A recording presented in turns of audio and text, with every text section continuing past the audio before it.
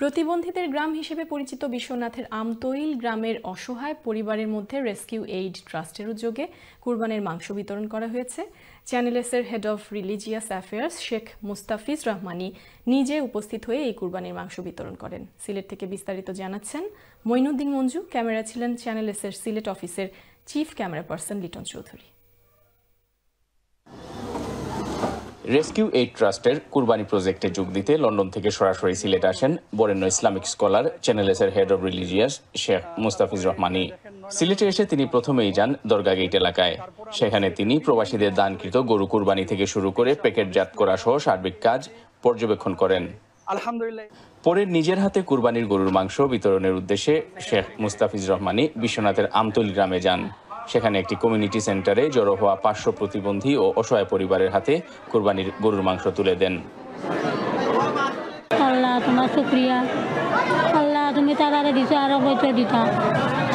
আমরা গরুর মাংস খাইছি কেবে মনে নাই, একটা বছর কা বছর করে যাইগি মাংস কিতা আমরা কিতা চিনিরু না, আমরা আর এই সমর্থ নাই। আল্লাহ দিলে আমরা এখন পাইছি ওনে খাইমু। প্রতিবন্ধীরে বাবা আমরা খাইতাম পারি না লইয়া তৈয়া, আর তোরা দুধেও তো আমরা কিসমত বলে তোরা আল্লাহ জানে জনে খানা দেও পাতে টুকুনি মেয়ে প্রতিবন্ধী সে আনবি আল্লাহ আমার বাড়িঘর নাই লইয়া খাইমু তাই নরে আপনারা লাগি দোয়া করমু আল্লাহ তোরা আরো বেসরি দিতা।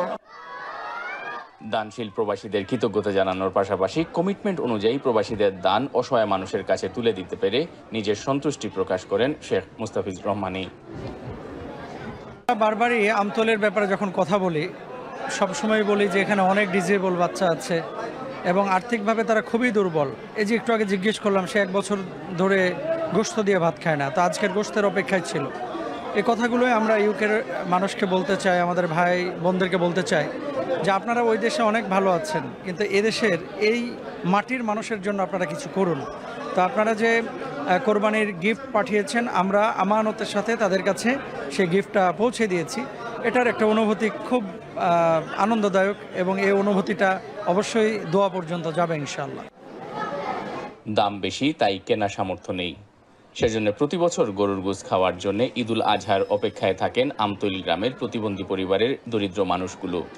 রেস্কিউ এইড ট্রাস্টের কল্যাণে গরুর গোশত পেয়ে তারা হাত তুলে প্রাণ উজাড় করে দোয়া করেন প্রবাসীদের জন্য। আমার এগুন নাতি প্রতিবন্ধী, আটিতে পারে না, বইতে পারে না, কোনো কিছু বলতে পারে না, মুখ তলি চামচতে হাবানি লাগে, যারা মাংস দিচ্ছে আমার নাতির ইয়ে খাইমু আমি। আসসালামু আলাইকুম। আমরা ঈদের সময় ভাই বোনের সবাই মজা করে মাংস খাই। আমরা তো গরিব মানুষ, প্রতিবন্ধী একটা বাচ্চা, আমি তো কিচ্ছু লইয়া খাওয়ার মতো তৌফিক নাই না। আপনারা যেন যদি মাংস দিচ্ছে আমরা খাইমু, আল্লাহ যদি খাবাই।